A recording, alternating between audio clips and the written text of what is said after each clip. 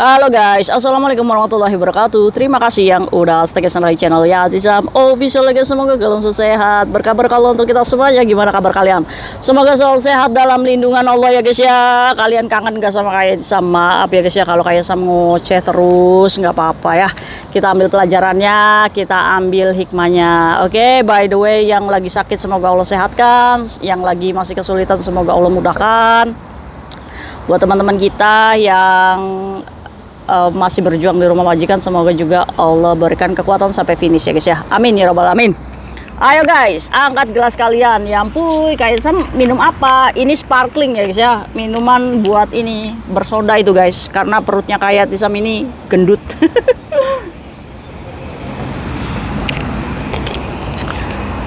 Kita cerita apa guys hari ini? Oke, Kaisam akan membahas satu bocoran di mana kalian ini harus tahu bahwa hati-hati buat kalian yang berhutang bank ya guys ya.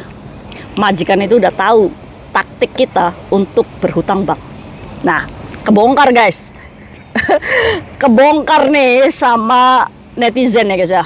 Ternyata diungkap nih di media sosial di mana majikan ini udah tahu guys kalau kita hutang bank. Gimana kak caranya?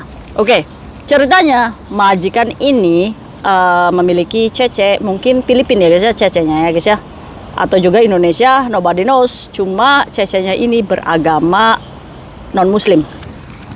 Nah ceritanya majikan ini pulang kerja dia membuka box surat sebelum dia naik ke flatnya. Nah pas dibuka ternyata guys dia menemukan satu surat untuk cecenya yang masih baru. Bingung kan majikan? Nah, kira-kira surat apa ya untuk cecenya, ya kan? Ya selentingan majikan itu tahu kalau misalkan cece ini bersangkutan dengan bank di luar sana itu banyak. Termasuknya majikan ini adalah majikan yang eksis di media sosial. Oke guys, setelah nyampe rumah, majikan ini dibuka tuh suratnya. Buka. Ternyata di dalamnya ini dia nggak nanya sama cecenya dulu guys. Dia langsung buka itu surat karena mungkin hak majikan kali ya guys ya. Pas dibuka ternyata itu adalah surat ucapan untuk undangan ke gereja guys. Nah singkat cerita surat itu dibuka sama majikannya dan ternyata undangan ke gereja kan. Curiga, loh tiba-tiba ada surat undangan kayak gini gitu ya guys ya. Apakah cece saya yang memberikan alamat? Karena nggak ada nomor pengirim suratnya. Nah, buat kalian yang biasa hutang bank, yang tahu pernah hutang bank, ini surat apa? Surat pencairan bankan dari bank. Biasanya bank itu setelah meng-approve data kita, akan memastikan alamat majikan dengan cara mengirim surat kaleng seperti ini. Kalau agama Islam, ya surat undangan masjid ya guys ya. Ini udah manipulatif ini ya guys. Bank ini membawa religius supaya tidak ketahuan sama majikan. Akhirnya majikan ini curiga, memfoto lah tuh surat undangan gereja tersebut dan diupload di media sosial. Majikan ini nanya, saya mendapatkan surat kaleng undangan kayak gini untuk cece saya, tapi saya curiga nggak ada pengirimnya. Kira-kira ini surat apa ya guys? Nah majikan ini memposting tuh di media sosial. Akhirnya majikan ada tuh netizen ngomong, awas itu barangkali aja cece kamu itu terlibat mafia. Ya kan? Awas itu cece kamu itu kayaknya punya komplotan atau punya asosiasi. Hati-hati alamat rumah kamu. Terus ada lagi, jangan dikasihkan cecenya. Barangkali itu mencelakakan atau membahayakan. Nah tapi ada juga di beberapa komentar yang menyatakan, alah itu mah cecemu mau cair bank, itu cecemu itu pengajuan bank. Akhirnya guys, ketahuan tuh guys, kalau misalkan surat itu adalah surat untuk pencairan bank. Akhirnya apa guys? Ya akhirnya ya majikan kecewa dong, iya kan? Nah ini, karena ini sudah diupload di media sosial, berarti informasi ini majikan kalian sudah tahu bahwa kalau misalkan ada surat kaleng ini berarti cecenya hutang bank. Untuk itu buat kalian yang hutang bank, baru pertama kali hutang bank, hati-hati karena modus yang dikirimkan bank untuk mengecek alamat rumah majikan ini sudah terbongkar ya guys ya. Nah kalian hati-hati ya guys ya. Jangan sampai kita baru kerja beberapa bulan sudah diberikan pinjaman oleh bank ya guys ya, terus kita di interminate. Kak, emangnya itu benar surat dari bank? Biasanya ya guys ya, ada beberapa bank yang ingin mengecek alamat rumah majikannya dengan mengirim surat kaleng seperti ini. Biasanya majikan yang belum tahu ini suratnya dikasihkan ke Cece. Nanti Cece itu akan dibawa ke banknya untuk pencairan. Nah, dari sini bank yakin kalau misalkan kamu memang tinggal di rumah majikan kamu. Sekarang itu begitu ya guys ya, kalau majikannya nggak punya nomor telepon rumah, dicek alamatnya melalui surat kaleng ini. Kalian punya pengalaman gak guys yang kayak gini? Aduh, saya kayak Tisam, saya udah pernah itu kayak gitu. Alhamdulillah cair. Tapi setelah cair saya nggak bisa bayar kak, karena uangnya ditipu teman. Aduh, semoga jangan lagi ya guys ya. Kalian harus menjadi pintar nih mulai sekarang ya guys ya. Oke, setelah ini ada yang bertanya sama kayak Tisam, ngomong-ngomong by the way, bang ya kayak Tisam, saya itu galau. Kenapa galau? Oke, jadi pekerja migran ini ya guys ya, dia ini ada tanah murah di rumah, ceritanya 25 juta. Nah, dia ini tinggal di salah satu daerah Jawa Barat. Dia ini ditawari tetangganya, karena dia tahu ini kerja di Hong Kong ya guys ya. Jadi tetangganya itu menawarkan ke bos Hong Kong dulu, bos bayarin tanah saya dong, murah nih 25 juta aja, tapi saya perlu duitnya minggu ini. Akhirnya galau nih, pekerja migran ini sama sekali nggak punya celengan uang ya guys ya, dan dia ini memang ingin berniat mengambil bank untuk membeli tanah itu.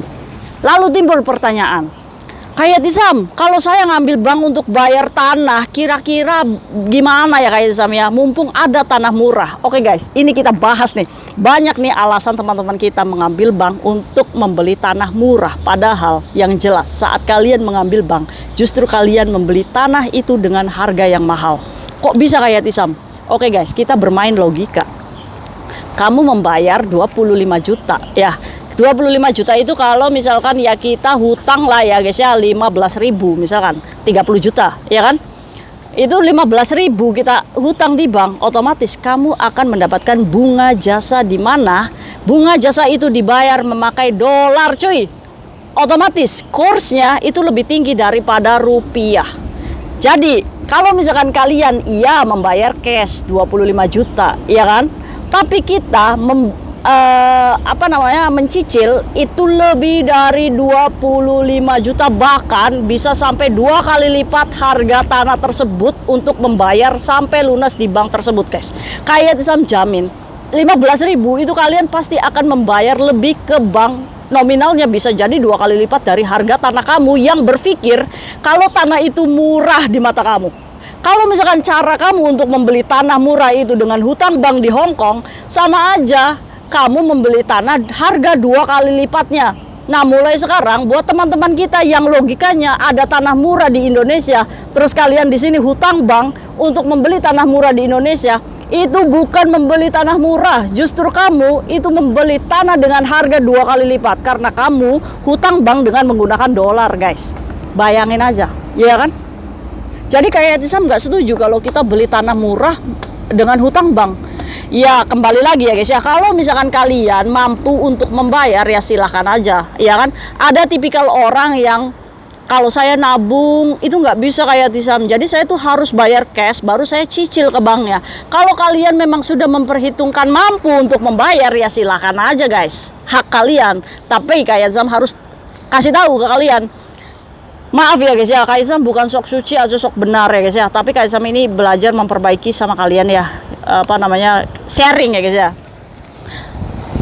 Hutang bank itu kan riba ya guys ya, dimana Allah itu tidak menyukai.